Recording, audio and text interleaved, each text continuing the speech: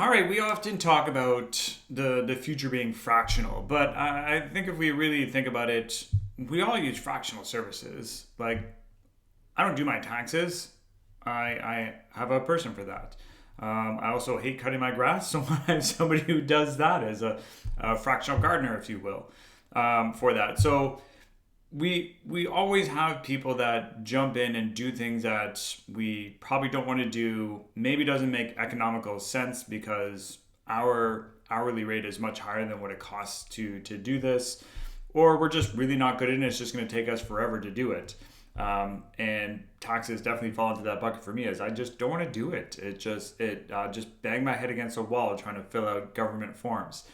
So that's where we see a lot of people switching now, and fractional has become a lot bigger in the professional services realm. Like, everyone has probably heard of fractional CFOs as a very expensive, commodity that has a lot of value to small businesses. As someone that uses a fractional CFO, we're huge fans of it. They give great insight. I understand the business. We don't need them obviously full time. I honestly talk to them once a quarter, and it's good enough to kind of run through our books. But the same thing is for fractional HR, and this is where we see companies get into this, where you're kind of probably in your 20s as far as headcount. You're starting to have some people problems because it's really about expanding your team at this point and building that culture. You've got over the hump of that, we are a scrappy startup, and now people have different expectations for you, and that's where we come in, because you didn't start your business to become an HR expert. But most companies and leaders spend more and more time on HR challenges as that team gets over that 20, 25 person threshold, which is why our average client is just over 25 at 27.2.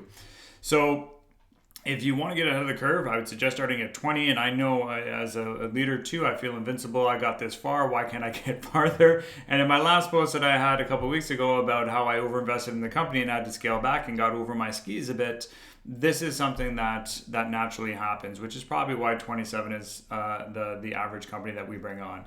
So that's why we love Fractional HR. We think it's a great solution. It's why we use other fractional services ourselves. Whether it's fractional CFO, fractional marketing, someone obviously to do our taxes. This is what makes sense today: is get specialists and experts in, let them do great things, and then go on and do what you do best. So that's my quick thoughts on fractional, where it's going. Have a wonderful day, everybody.